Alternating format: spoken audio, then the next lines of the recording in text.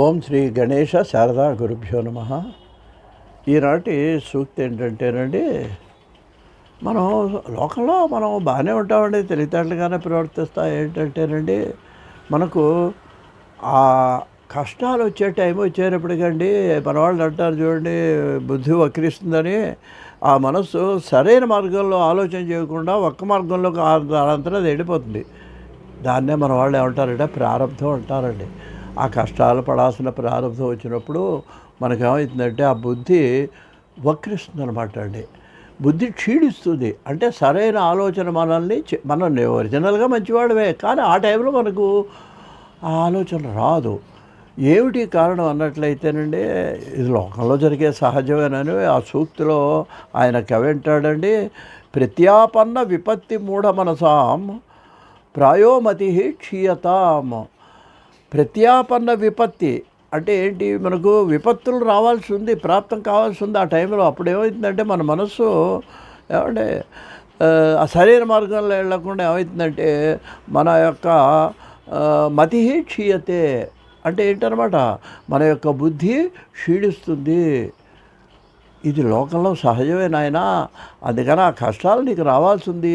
దానికని అంత మాత్రాన అయ్యో ఇలా చేశానే, ఇలా చేసి తర్వాత అనిపిస్తుంది, ఏంటి అలా చేశాను, ఇలా చేస్తే బాగుంటుంది కదా అని కూడా అనిపిస్తుంది. అయిపోయిన తర్వాత ఇంకేముంది, ఏదో మనకు చేతులు గాలిన తర్వాత ఆకులు పట్టుకున్నాను సామెతలు కూడా ఉన్నాయి. అలాగా కొన్ని అయితే జరిగిన తర్వాత మళ్ళీ మనం ఆలోచిస్తే మనం తప్పు చేసామని తెలుసు, కానీ ఆ టైంకి ఆ విధంగా జరుగుతుంది. కాబట్టి దీనికి మన పురాణాల్లో కూడా కొన్ని ఉదాహరణలు కూడా కొన్ని చెప్పారండి.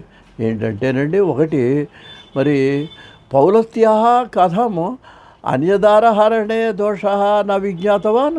వేదాలు చదువుకున్నటువంటి వాడు కదా రావణాసురుడు. పోనీ ఏదో మొదటిసారి అంటే కాదే, రంభను బలాత్కారం చేసినప్పుడు కూడానేమో అక్కడ శాపం కూడా ఇచ్చింది ఆవిడ. ఒరే దుర్మార్గుడా, ఈతడో ఎవరైనా కనుక ఒక పరస్త్రీని ఆవిడ అంగీకారం లేకుండా కనుక ఆవిడని నువ్వు తాకినట్లయితే నీ తల వెయ్యి ఒక్కలవుతుందని కూడా శాపం ఇచ్చిందండి. తెలియదా?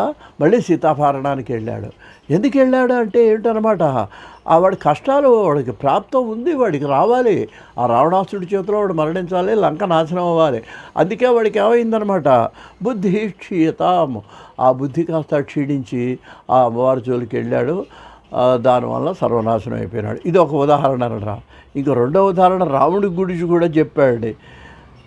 రామేణాపి కథం నా హేమహరిణిస్య అసంభవో లక్షిత.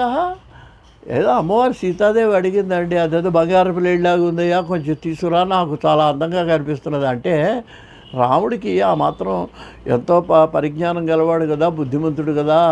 బంగారపు లేడు లోకంలో ఎక్కడుంటుంది, ఉండదు అనేటువంటి విషయము మరి రామచంద్రమూర్తికి తెలియదా?